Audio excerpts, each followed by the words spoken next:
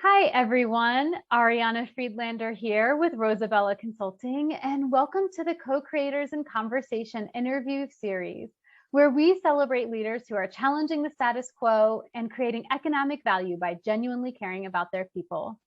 Right now, I'm excited to be speaking with Jen Henderson, founder and CEO of Tilt. Welcome, Jen. It's so great to have you here today. Yeah, thanks for having me. I was wondering to start if you could tell our listeners a little bit about yourself, about your role at Tilt and how you came to start this really progressive, awesome company. Sure. My origin story is not that unique to a lot of other founders in that it was completely born out of personal experience. My background is 15 to 20 years in corporate America, mostly Fortune 500 companies. I loved it. I loved it a lot. I very much identified as a career woman who put a lot of energy and effort, in hindsight 2020, probably too much, into my career. And I was pushing really hard to be that person at the proverbial table, promote every 2 years, top of the 9 box, all of the things. And in tandem, my husband and I went through 7 years of in vitro trying to get pregnant. So all of that lack of control and frustration, I also funneled into doubling down on my career. And then we got lucky. We had a successful cycle. And when I announced I was expecting, overnight, I stopped getting invited to the table. I stopped being the person that got the stretch assignments. And it was devastating. Nothing had changed except for the fact that I was now expecting. So that was the first really slap in the face that this problem existed. And then again, 5 years later, different company, different stage of my career, I had a promotion rescinded when I announced that I was expecting. So that was really the straw that broke the camel's back for me to say something is very, very broken. Definitely could have, should have, maybe some would say pursued legal action, but the problem is I would have sold my story and I would have never been able to talk about it. So I walked away from the case, from the paycheck, very nice paycheck from corporate America, and jumped into this world of entrepreneurship. That was 4 years ago that I set off to found Tilt, and here we are today. Wow, that's, such a heartbreaking story in so many ways, that there still are these struggles for women to navigate the workforce in their careers and have a family. It's so unfortunate and so relatable, I think, for so many listeners as well. So thank you for sharing that. And I understand that your personal experience, it wasn't just like this frustration of how corporate America was treating you as a career woman and an expectant mother, and then mother, but also your experiences navigating, this dynamics of being a professional and having a family that inspired Tilt. So can you tell us a little bit more about Tilt as a company, what you do there? Yeah. So Tilt Talent and Leave Technology, we're working to rewrite the way that organizations and employees engage in a leave of absence. So we very much started with my personal story, which was parental leave, and very quickly realized there's lots of other leaves out there. Caregiver, in present day, COVID, disability, military, kind of you name it. So we expanded very quickly in the early days our support to encompass all leaves of absence. And the way that we do that is our software and team of leave experts really operate as an extension of HR departments to help 3 stakeholders: the employees going on leave themselves, their direct manager or people leader, and then our HR business partners, to navigate not only the legislation that's associated with leaves and the compliance components, but really where we find our energy and what fills us up in our ethos is the human, bringing the human back to leave. It's 99.9% of the time a really, really human experience and emotionally heightened experience that someone goes through with a leave of absence. And the typical way that people are navigated through a leave is very cold. It's a 1-800 number. It's a call center. It's never the same person. It's handed off from HR to a third party to somebody else. And it really exacerbates an already stressful situation. So we really think it deserves to be more humane. Yeah. And so I'm curious, like, what are some of the other problems, especially for our listeners that are managing other people and might be, dealing with this in the future or dealing with this now? Like, what are some problems that they might anticipate that the current resources that are out there don't support. You mentioned that there's the human side of it. I wonder if it's more about that or some other issues that you really see there's this gap that Tilt has come in to provide services around. Yeah, there's a lot of answers to that question. The first and kind of most straightforward is there are a tremendous amount of requirements with the leave of absence, depending on the type of leave, the type of company, and the state that somebody's doing work in. So that's the first place really things can go sideways, is the form function side of it. But to more directly answer your question on the people leadership side, what we really encourage people leaders and managers to do is check their bias first and foremost, whether it's implicit or explicit. There's stories that people have in their heads around somebody's number one intention to come back to work after having a leave, their ability to do their job potentially while they're expecting, if it's a parental leave.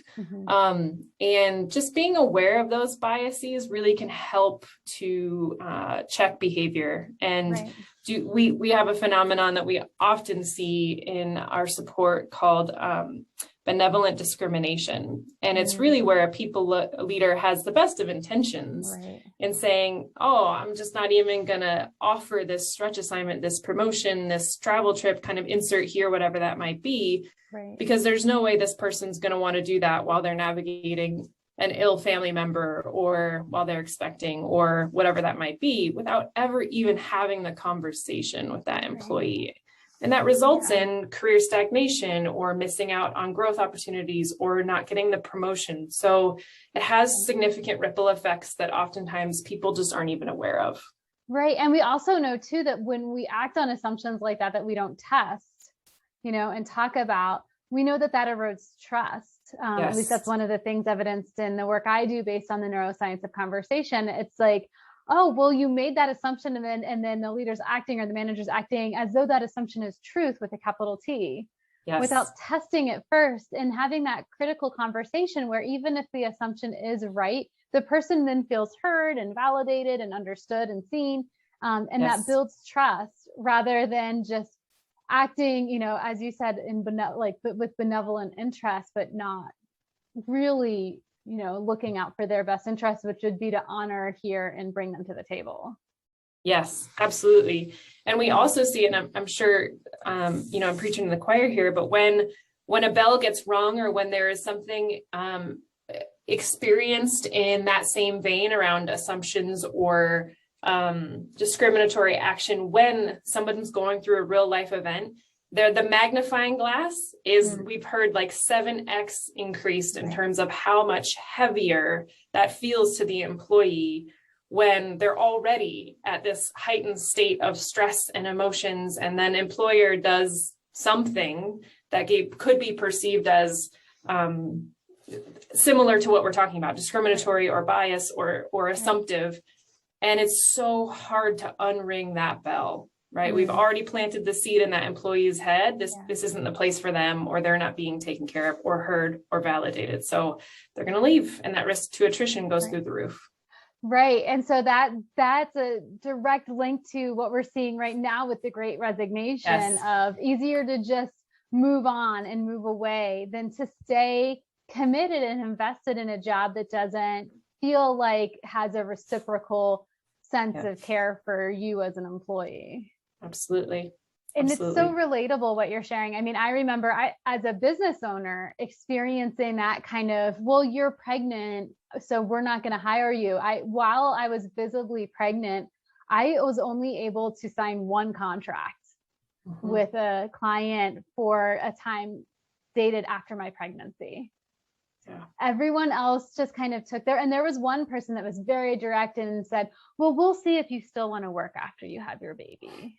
And I was like, wanted to wring their neck, because I knew, and I know myself well enough to know that for me, my work is a passion. It feeds me. It challenges me in ways that make me a better mom, a more present mom, that I wasn't going to walk away from. So I think that can even happen when you're not an employee, that 100%. Kind of discrimination. Yeah. I understand when you started till your vision was a little bit different in some ways in terms of like, I think the mechanics of what you would provide. But then you pivoted in a way to give customers what they wanted while staying true to your mission. And you even mentioned kind of Trojan horsing in this component you originally envisioned bringing to corporate clients. Can you tell us a little bit about what that original idea was and how you pivoted so that you're giving clients what they need, but also in the long run, fulfilling your vision and mission for the company? Yeah, absolutely. Fueled by significant frustration and anger, really, with what I went through, I initially set out to prevent what happened to me happening to other people. And what that looked like, as I mentioned earlier, was singularly focused on parental and very much altruistic based, meaning I really wanted to arm people, leaders, and managers to not be jerks, and to arm employees to know their rights and to know how to effectively have a conversation that took responsibility for what they should own and really was clear in terms of communication expectations on both sides. So I set out into the market peddling that, so to speak, and I did it in large organizations because my background and my network was all in enterprise companies, and I would talk to these CHROs and these CPOs. And again, very quickly learned I can't just fix one kind of leave and leave everything else held together by duct tape and Band-Aids.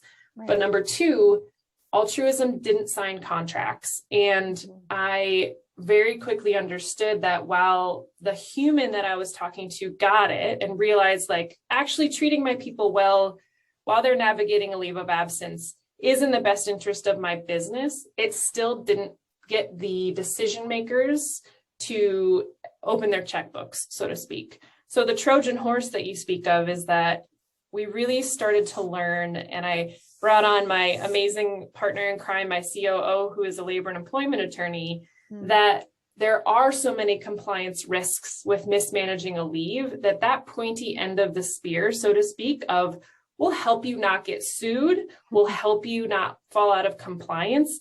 And that's going to get that contract signed. And then we can do what that original idea and vision was, which is helping the manager not be a jerk, helping employees know their rights and responsibilities. And that's really where we come to life and where our team is motivated.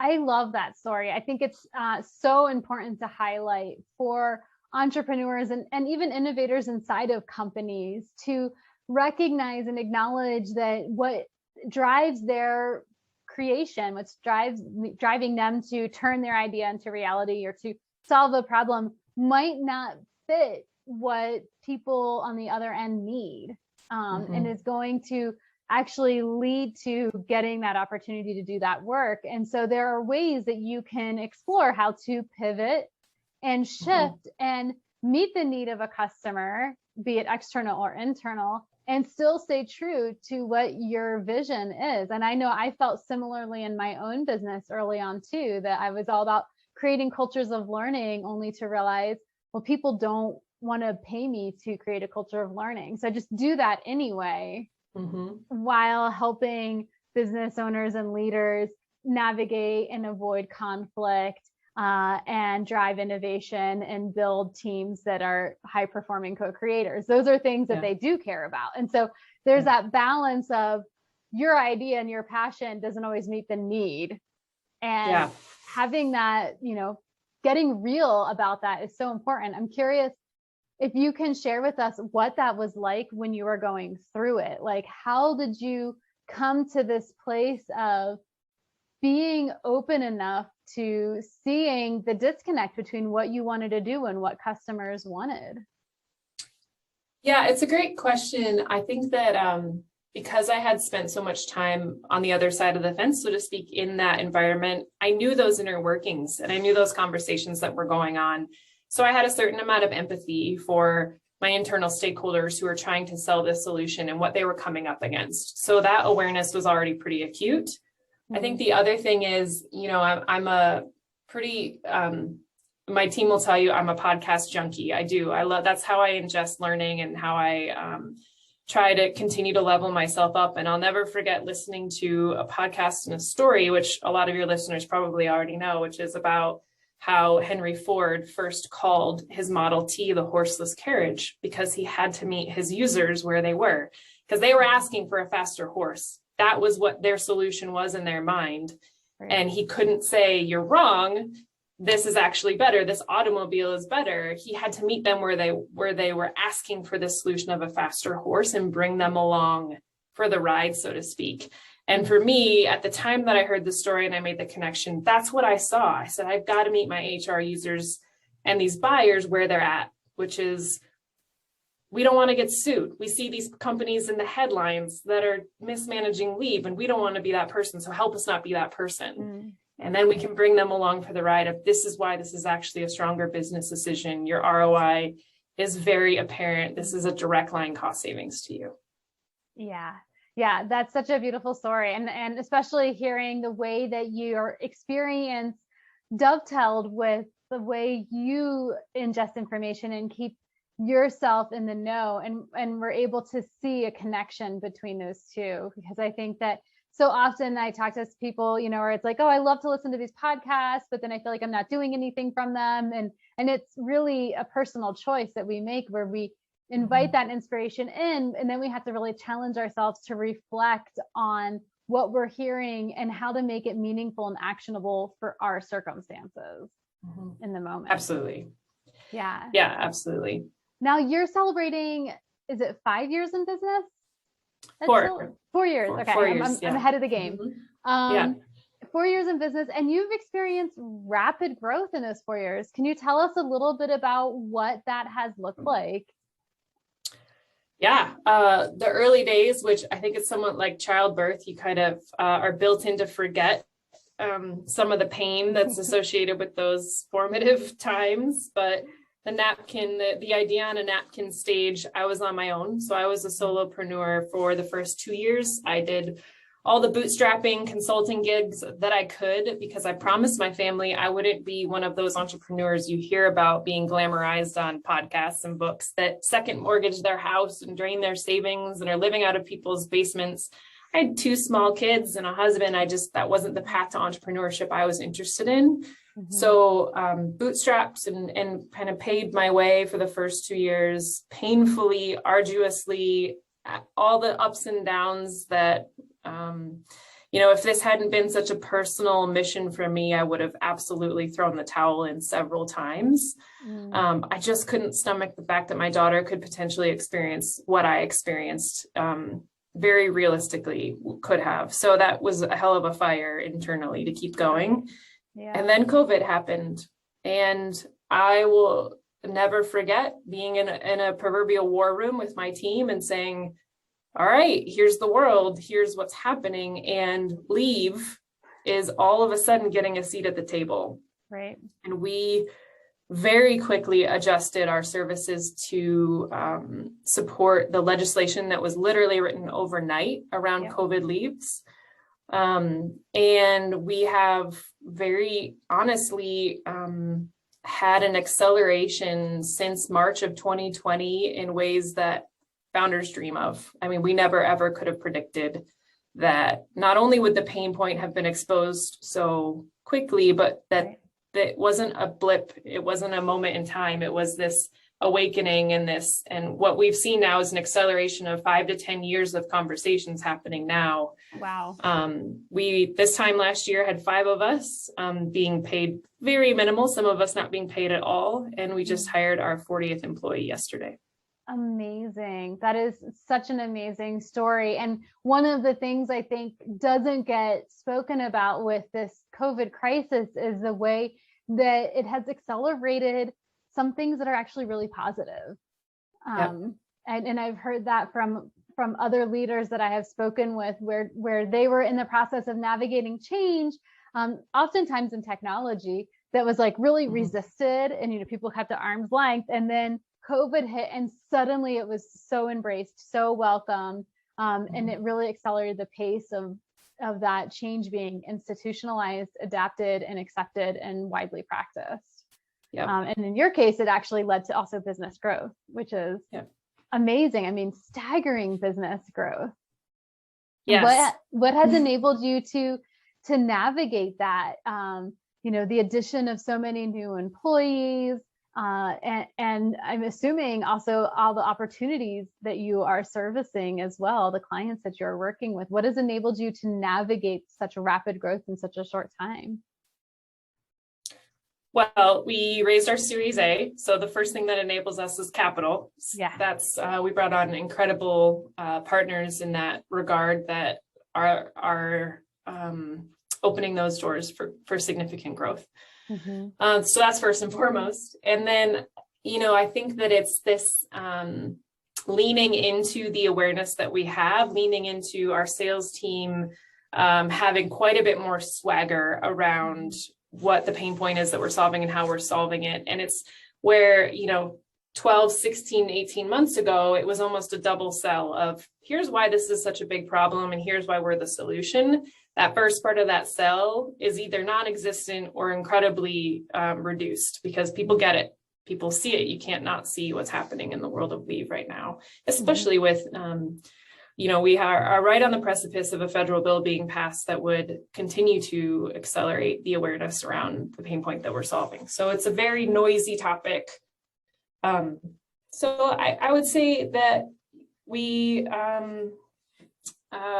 always known, like this 4 years ago, this is the same peddling of a pain point I was doing, but now people get it. People are paying attention, and we're leaning in. Yeah. And when you started working on your Series A, was that before COVID or after COVID that you started raising? It was after. Okay. Yeah. And we weren't openly raising. So we did not have an active fundraise. We were approached with a preemptive Series A that was with the right partners and the right terms that just made sense. Okay. So, wow. That's amazing. Yeah. What a beautiful way to manifest. Yeah. Yeah. that opportunity. And I'm curious, like you also have this commitment, obviously, to being human-centered. So as you've grown rapidly, I understand that for some businesses, that's a pain point of, how do you keep that sense of connection and foster that human-centeredness while growing so quickly? So what has enabled you to do that with your team?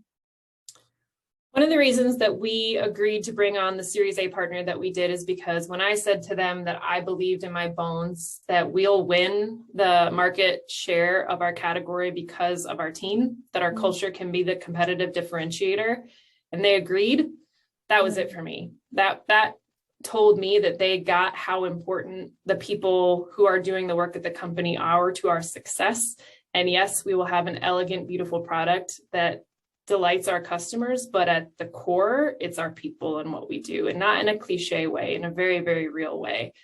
So that statement, that overt statement to the people who are financing our Series A was demonstrative of not only where I'm prioritizing our work, but also where I'm betting we're going to win. And to make that come to life and going from 5 to 40 in 12 months and still more, I think we'll probably end the year around 50. Wow. It's an absolute daily cultivation. There is no silver bullet. There is no set it and forget it. There is the constant conversations with my people leaders on how they're navigating their team dynamics and supporting their people. And we don't have values. We've all seen those companies that have their mission statement and values pasted on the wall. And sometimes they have their fun little T is for team and A is for action and all the things. And my experience was that never changed my behavior in an organization. Right. It was just kind of an afterthought. And I never wanted to have that in my company. I haven't put my family through the last 4 years to just do another pattern matching company. Right, so we intentionally have virtues, and the semantics matter here. The virtues are an active demonstration of what we expect of one another at Tilt. And we talk about when we've seen those illustrated in storytelling or when we haven't. And if we haven't, we address that. And so it's bringing it to life. It's talking about it all the time. And then it's being very, very tuned into a remote inclusive culture. And that is not easily done. Right. We are learning every day. I don't think it can be completely replaced by technology. We bring people together twice a year, the whole company, Nice. and then smaller teams throughout, because we have to have real life interactions at some point in time. But it is daily we're working on this.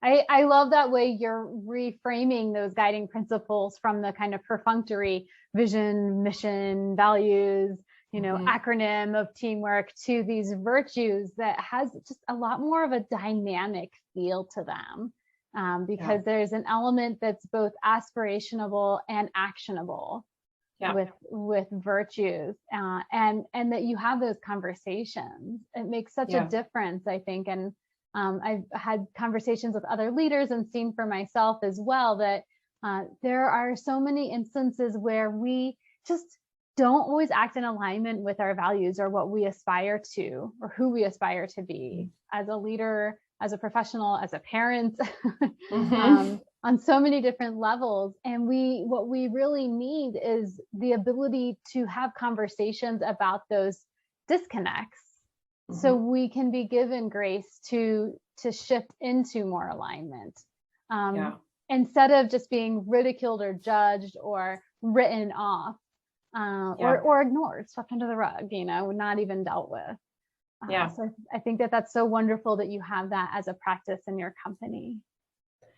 It's not easy, but we have to do it if we want to continue to keep with this culture as we scale.